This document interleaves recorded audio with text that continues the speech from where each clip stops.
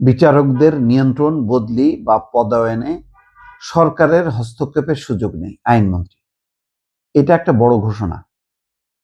এটা যখন নাকি বিচার ব্যবস্থা স্বাধীন থাকে যেসব দেশে, সেসব দেশের ক্ষেত্রেই হয়। তো বাংলাদেশের বিচার ব্যবস্থা কি এখন স্বাধীন হয়ে গেল কিনা, এটা একটা প্রশ্ন। আইনমন্ত্রী যে কথা বলেছেন এটা হলো আদর্শিক কথা এবং এটাই হওয়া উচিত। এটা যতদিন না হবে ততদিন পর্যন্ত আসলে মানে আইনের শাসন প্রতিষ্ঠা হবে না। এখন দুইটা সমস্যা এখানে। আইনজীবীরা এবং তারা স্বাধীনতা চায়, দেশের মানুষও চায় বিচার বিভাগ স্বাধীন থাকুক, কিন্তু বিচারকরা যদি স্বাধীন না হয় তখন কি হবে?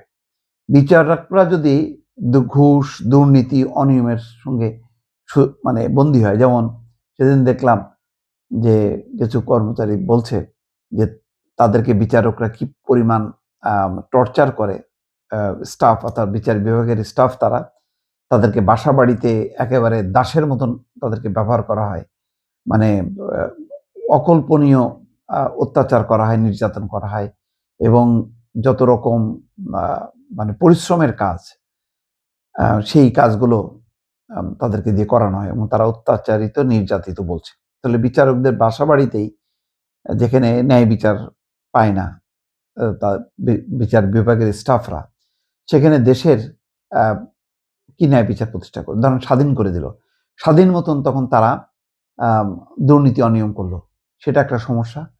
তার মানে পেশাদারিত্বটা শেষ হলে যা হয়, তখন আপনি যদি স্বাধীনতাও দেন, সেই স্বাধীনতার অপব্যবহার হয়।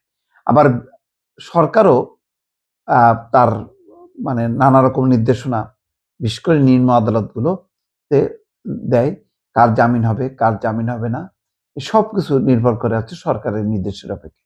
এবং বিচারকরাও সেই সুযোগটা নেয় এবং এইভাবে দলীয়করণ করতে করতে তখন তারা নিজেরাও দুর্নীতিতে জড়ায় পড়ে। সব মিলায় এই বিচার বিভাগকে স্বাধীন করাও যেমন কঠিন, স্বাধীনতা দিলে তারা যেমন বেপরোয়া হয়ে উঠবে, আবার যদি স্বাধীনতা যদি না দেওয়া হয় তখন সরকার ইচ্ছা মতন করে এটাকে ঢাল হিসেবে ব্যবহার করবে। তাহলে উপায়টা কি?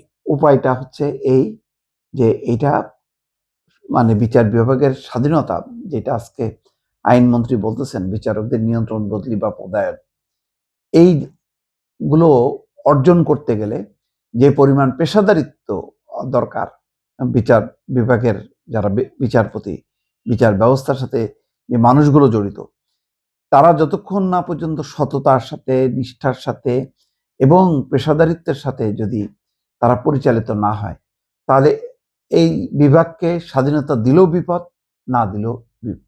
আমি দুইটা চিত্রই তুললাম। আমরা বিচার বিভাগের স্বাধীনতার কথা বলি, কিন্তু স্বাধীনতা যে বরখেলাপ সেটা সরকার শুধু করে তা না, যারা বিচারক আছে, এই পেশার সাথে জড়িত আছে, তারাও কিন্তু নিজ থেকেও এটাকে একদম তছনছ করে। তারা অর্থের বিনিময়ে বিচারকে প্রভাবিত করে, ইচ্ছা মতন করে রায় দেয় এবং তার পেছনে কাজ করে অর্থ, তার পেছনে কাজ করে ক্ষমতা।